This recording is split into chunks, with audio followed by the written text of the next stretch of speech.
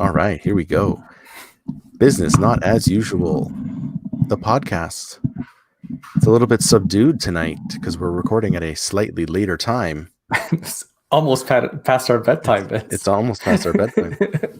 But thank you for checking in with the Business Not as Usual podcast. I am Vince. You are Mike. And we're ready to rock. And we're ready to rock. So we are continuing our look at the missing pieces of the digital transformation puzzle. Our presentation at the Building Business Capability Conference is fast approaching.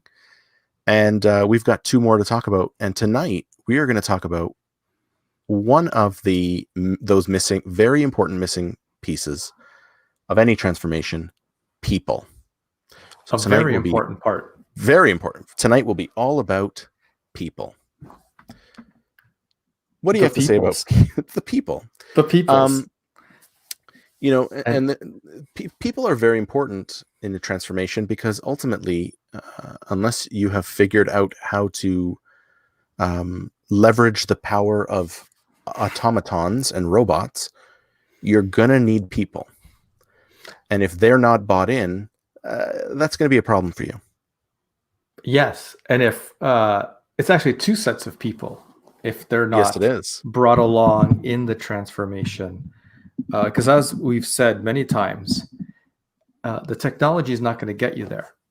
The technology is an enabler. So you're not going to buy your way into something. You're not going to spend a whole bunch. You're not going to have some sort of algorithm that's going to help you with your transformation. It's about two sets of people. One, I know this is a surprise to everyone, is your customer. I know everybody's shocked that that's coming out of my mouth. But the second one is your employees. Yes. Both sides of that coin are very important. And one of the missing pieces, because we all jump to technology and we all jump to, and maybe process and journeys, but no one really talks about the people. Well, and if you think about it, your staff, your internal people, they're really just internal customers. They are still taking the output of some process or some work or whatever, and they are consuming it. And so if you make it difficult for them to get that output, they are going to either find ways to not use it or find better ways to get it, maybe through a different partner, or depending on what it is, or they'll forego it and do without it. And you don't want that, because it really then calls into question your raison d'etre. Right. And if you don't bring them along, they don't feel part of the new company. Right. So if you're truly transforming and moving to a new type of business, they don't feel that they have any ownership of that new business, because it's something that is being done to them, much like your customer. So if we talk about the customer, if you don't bring them along first, through understanding who they are and what their needs are or their problems, and then having them be part of the solution, whatever that means. I mean, you can get as fancy as the ever popular co-creation, because everyone loves to do co-creation. What does that mean, co-creation? Co-creation. I'm not familiar with this term. Co-creation, Vince, is is when you actually invite your customers into your workshops. You bring them behind the curtain and allow them to be part of that new design, maybe a new product, a new digital product, or a new way of doing business. And they sit shoulder to shoulder, Vince, with your employees. But wait a minute. And be part of that innovative process, that thought process that goes into what a new design or service journey could be, or product. But I mean, doesn't the business know what's best for its customers? Like, don't you think that's a lot of effort? And what really is the value of bringing your customers in? My favorite one is, did you ever see that Simpsons one where they I've seen them all. Well, this is what you usually hear. When they let the customers design, or Homer design the car, it was terrible. That doesn't work. It doesn't work when you co-create. Yeah, you don't just let people come in and do whatever they want. It's within the context of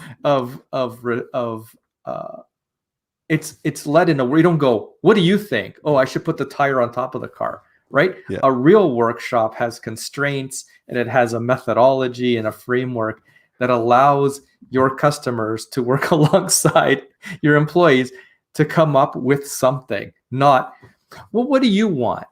I want to imagine the product and it just shows up on my house. Good idea. That's not what we're talking about. Like, again, for real though, like when you were a kid, you wanted the Homer, right? I did want the Homer. Everybody wanted the Homer. It's not practical. It's the worst car ever. But when you're 8 years old, it's like it's got a big gulp cup holder, a separate living quarters for the kids. It's the best. And that is not the reason not to co-create. When someone goes, did you ever watch that Simpsons? Yes, everyone's watched that Simpsons. But yeah, but again, that was one. It's a bunch of guys sitting around smoking weed going, what should we write to make this funny? They're trying to be funny. Right. It's not real. And that was one lone nut job. Right? Right. So if you really want to excel at co-creation, what are some of the things you might do?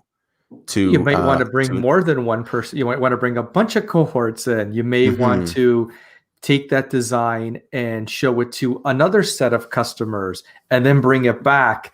And from their customer feedback, iterate on that. Like, you don't, right? So there's, like I said, there's a framework. Once you understand the problem to be solved and you say, how might we solve this problem? Then you have, through a series of workshops that could have constraints or not, but your employees working side by side with your customers, and that's only one input. It's one iteration of the design. It would then go out to another set of customers to look over, give feedback, test, maybe usability test, then you iterate. And what that does is it allows your customers to see themselves in your product and then be invested in that product or that new business model. And it helps keep them engaged if you promote that you're trying to change and you're trying to go through a business transformation. It really gives them ownership, and it gives you some credibility of, yes, we created this because we've actually not just talked to you, but had you come in and do the hard work, right, to get us to the new business model or the new process or the new digital product. Right. And it can even be used, and I know we're talking about transformation, but it can even be used for like A/B testing, where it's happening live, right? Like you can put it out there and get real-time feedback from customers on, performance, and you can observe, how they're behaving, how they interact with the system, or with the AI, or with the chatbot, or with whatever. Right. And then figure out which one works best and then iterate that one. Like, there's so many opportunities here. There's almost no excuse not to listen. Yeah. But there's I jumped right to the fancy one with the code, but there's many things. You can bring people in for an hour of usability testing where you put them in front of your product, and then you bring them through a series of things that you're expecting them to do, and you see how they react. You could do, like you said, A/B testing. You could have a customer group that you bounce ideas off of, and these are people that you would ask to sign up, and they sign up on their own volition, and they do it because they want to. And then you could run anything through them: advertising, new products, and it's just a way to keep them engaged. Right. And if you think about it, those people then become probably your biggest advocates, because they are investing in you. They are investing time and attention in you to make you better. And it means they want you to be successful. They want you to win. And they want to see you succeed. Right. And then they become, free marketers of the product because they actually worked on it or helped build it or gave their feedback. And it's a sense of ownership, which is what's important. Right. Yeah. Because they see themselves in the product. Oh, I remember being at that Right. workshop and saying that thing, and there it is on the screen. Correct. It is an instant connection Correct. to the company. It's almost, I mean, you could almost say there's no excuse not to talk to your customer. And if you're not, or you're just doing it in sort of a cursory way, like you're asking for failure. You're asking for trouble. And you're not changing the culture of your company, which was And you're one not of the things changing. we've already talked about, right? Yes. Culture is the key. And so if you were to turn that inward, Yes. and again, engaging your employees in the transformation. And, we've talked about, you have people on the transformation, but that's not an excuse not to bring the rest of your employees along. Mm-hmm. For example, having them involved in creation workshops or having them test things or bouncing ideas off of them. These are all things that keep people engaged. And you don't just drop something on them when the transformation's done, right? You need to have ownership all the way along. So then when you make that change, they've been along for the ride to buy into the change. Right. It's essentially change management. It's helping people navigate through the curve of change from awareness to acceptance. Yeah. And when they are a part of that, when they have input into what the change looks like and feels like, they are going to have a much smoother curve. They aren't going to resist, at least not as much as they might have if change is being thrust upon them. And so, it becomes problematic in companies undergoing transformation, especially when they separate the transformational work from the day-to-day work. And then, it's almost like this team goes away and then they're going to come back and tell you what the change is, as opposed to bringing everybody along at the same time, so that everybody, yes, there are some people that work on the transformation, there are some people that work on the day-to-day, but everybody is able to contribute to the future state vision. And you made an important point there, Vince. Oh, did I? You did. Oh. Change management is not something you do 3 months before you go live. And I just want to be clear, because that's when people go, yeah, I have change management. It's in the plan. 3 months before we're going live, we're going to show everyone the new product. We're going to bring them up to speed on their new processes that they're going to do after they've been probably doing their processes for 10 years. Mm-hmm. And here's all the new cool products. And they're going to know that 3 months before, and then we're going to go live. What you and I are talking about is a long tail change management that has people coming and going because they have their usual business as usual work, but being involved, or pockets of people so they can go talk to other people that are involved all the way from ideation of service design, which is the first thing we do, into, process work, then into building a product, then into our model office, and like all these things. It's not 3 months before, it's 3 years before. Because if you involve enough people, they're going to talk to their other people in the company saying that these changes are, what's happening is really good because we've all been involved. Mm-hmm. It's and this is where I think the terminology sometimes gets muddled, because what we're talking about is change management that is throughout the life cycle of the program or the project.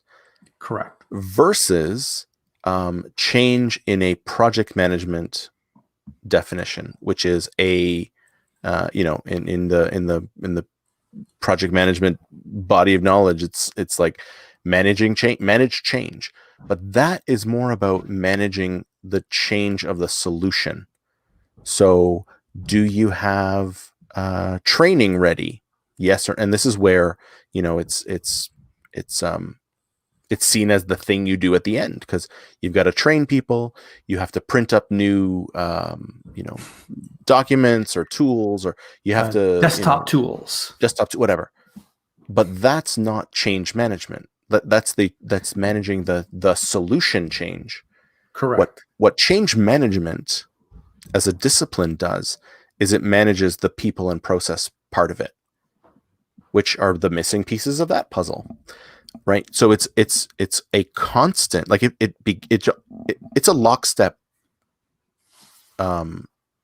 approach. Like that has to be happening at the same time that you're kicking off any sort of transformational work. Mm-hmm. How are we going to manage people through the change? Because that's what change management is. So when we talk about change management, that's what we're talking about, is the people aspect of it. And you have to engage them. They have to be included and they have to have a say. If they don't, that's where they can just sort of become entrenched and dig their heels in and say, I'm not moving. I'm not going to change. I remember one of the first projects the last project that I was affected by before I got into working on projects as an analyst. It was deploying this new product. It was going live on Monday. Our training and awareness was Friday afternoon. And we got a half-hour presentation. Here's the new tool. Here's how you're going to use it. So you ready? And everyone sort of just looked at each other and like, okay. And Monday morning was a disaster. People quit that morning. Outright quit. I'm out. Refuse. I'm out. I've been here for too long. I'm out. This is nonsense. Maybe a little bit extreme, but but then did you do change management? Yeah, we gave them a tool, we gave them a presentation, and away we go. Like, that's not change management. That is having change thrust upon you, and not everyone is going to react and embrace at the same time. Absolutely. Yeah. I think one other part of the internal, people part is people that are actually on the program itself. And we talked about some of this last week in terms of keeping people engaged. And I think you ended last episode's podcast with, how do you keep people engaged? You need to have some wins to keep them engaged. I think when we're talking about such a long tail of a project, you need to have iterations of process. So one is to get those wins and show that there's progress, which gives people confidence, but also brings into light what we just talked about. When there's this small iteration or small change and you've brought people along, they can see the fruits of their work, both that people are in the business as usual part and how they've worked together with maybe the customer and then people in transformational program. And they can see on a small scale how their contribution helps and gets them excited, and then builds towards, oh, this is what it would look like on a large scale. Now I see something. I see there's like a twinkle there that shows some method to your madness. So to me, that's super. So that's one. I'll let you comment. The second one is, but we also talked about, you need to let the new leaders also have some confidence in, they created all these things. They made all the right decisions at their level that didn't have to go through all kinds of governance. And they've seen what a successful deployment could be. All right, Vince. Yeah. Oh, okay. I'll let you could go now. Well, now I don't know where I was. So in response to the first one, yeah, I mean, you want to have wins, and you want to make sure that everybody, whether they were involved in the program or not, sees those wins, because the people that are on the outside, and I'm putting this in quotes, the people that are not involved in the program or in the transformational work but are aware of it. When they see the excitement of success, they want to be a part of it. Yes. They want on they want on the proverbial bandwagon. Yes, right? they do. When a team is doing well, everybody's a fan. Everybody. And everything's awesome. Right. That's right. Like, there's I give a buddy of mine a lot of crap because he's a Pats fan. And like, okay, dude, that's really easy to be a Pats fan. Well, when they win every year. When they win every year. But, I also know he's been a Pats fan since the Dolphins were better than the Pats. So like, I get it. I give him grief, but it's just guys just sort of ribbing each other. Again, I'm a Dolphin fan. That is talk about lack of a bandwagon. It's hard to stay motivated, and yet at the end of every season, they do one or two things that like, oh wow, there's a bright future. This young receiver is pretty good, or they actually have something. You know what? Let me stick around because it makes you excited for the possibilities. Correct. And so you want that excitement to be on display so that everyone becomes invested because they all want on the bandwagon. The challenge then is to figure out how to get everybody involved, because that then is not feasible either. You can't have, everybody in your organization involved in the transformation, because then who's doing the day-to-day stuff? Right. So figuring out how to cycle people on or off, how to divide the work, how to engage stakeholders in a way that doesn't pull them away from the day-to-day. All of those things need to be thought of, but they need to be thought of at the beginning of the work, not at the end. And so getting your people excited is key, and it's hard. It is a challenge, but it is important. To continue with the football motif, I find it interesting that there are teams that are proverbial, like they lose year after year, and it's always like they can't win in the last 2 minutes, and it's always something like. And what's funny is new players come in.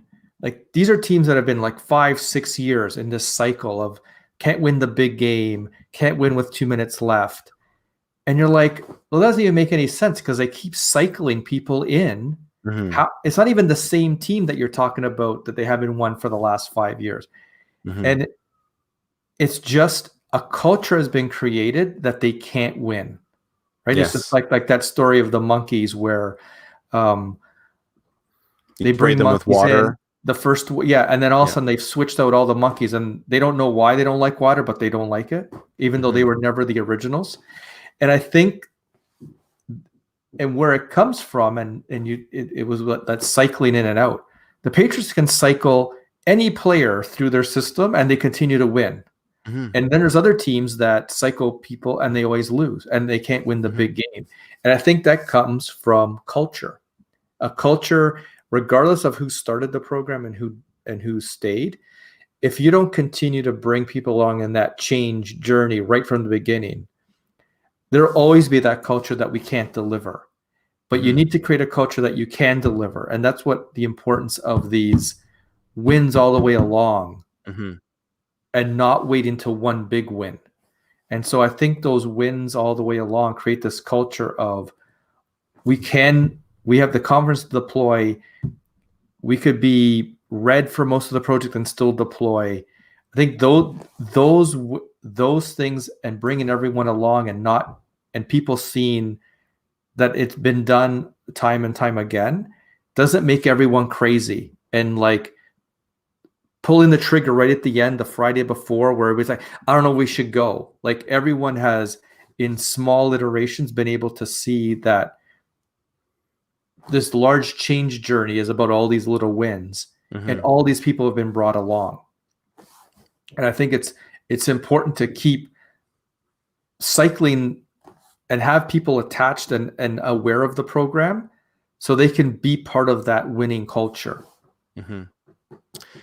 I mean, for me, it's been a while since I was in a last weekend, like go, no go scenario, but it was tense.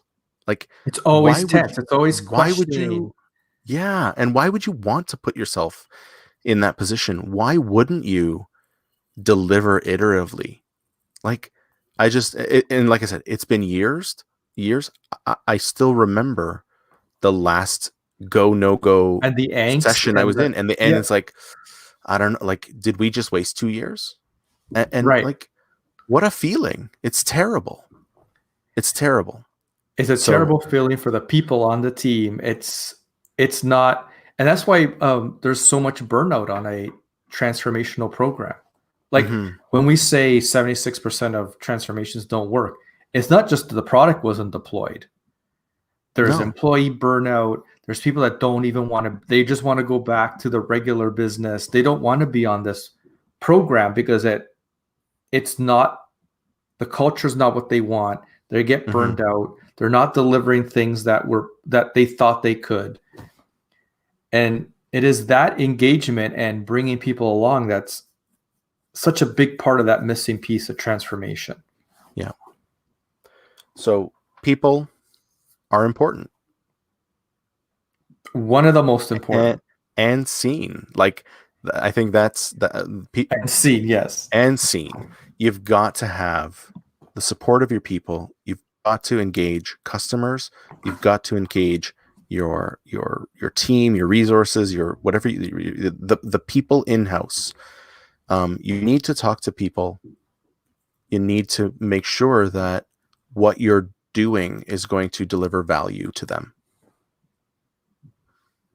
I think that's a good place to end. What do you think, Mikey? I think that is, and I don't want to, I hope you, this past half hour, we don't take the people thing lightly, and you shouldn't. No. If you're going to start a transformation, if you're in the middle of a transformation that doesn't have the elements that we talked about, you need to seriously think about pivoting to that. Right. Yeah, there it is. All right. Well, that's all we have for tonight on the Business Not As Usual podcast. Let's hear what you think about people. Hit us up, vincentmarabelli.com, michaelmartino.ca, and we'll catch you in the last episode of this series, where we talk about, what were we talking about in the last one? Big teaser here. It's going to be a big teaser. Yeah. Join us in the next episode to find out what the fourth piece of the missing pieces of the puzzle is. To be continued. Have a good one. All right. See you. Bye-bye.